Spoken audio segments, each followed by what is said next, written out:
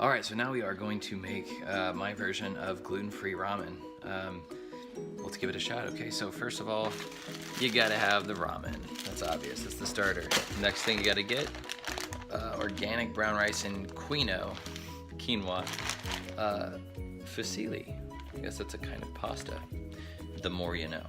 I've already got the water boiling here, and so I'm gonna follow the instructions on this, cook according to the instructions, and then the fun part comes after that. So here we go. Okay, so I've got about the amount, maybe a little too much actually. I've got about the amount of pasta that I would think would be in a block of ramen. So I've got that here, and I'm gonna put it in and cook it. Again, you wanna make sure that the amount you're putting in is about the amount you would think ramen would have, give or take. And we're gonna cook this per the instructions, so I need to set a 7-minute timer.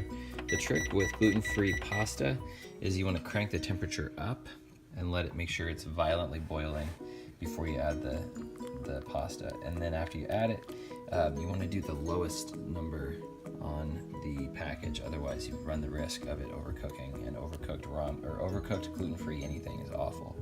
Gluten-free anything is like suspect to begin with, but overcooked gluten-free anything is awful. So the ramen instructions say to boil 2 cups of water.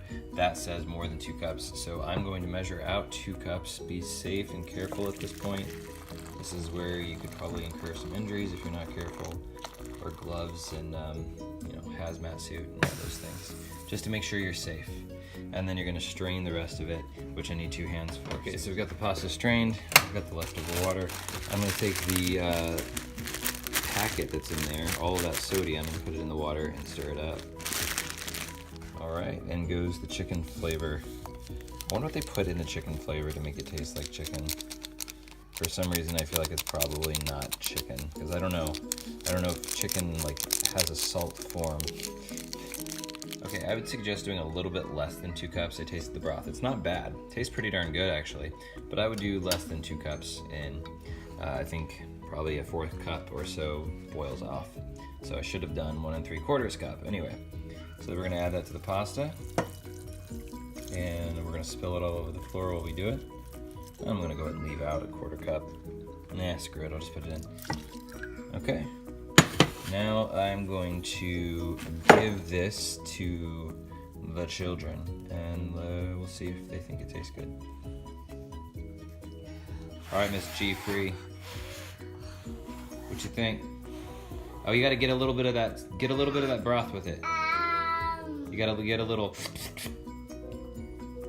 I already got some of this. You did? What do you think? Good. 2 thumbs up. Good. 2 index fingers up and 2 thumbs up. Daddy. Okay, now we're gonna taste it and see how it turned out. And make sure you get the broth in with every bite. If you didn't already know that, then maybe you don't know how to eat ramen. Anyway, I'm just kidding.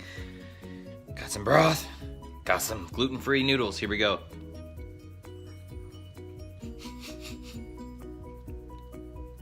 Yeah, it's pretty damn good.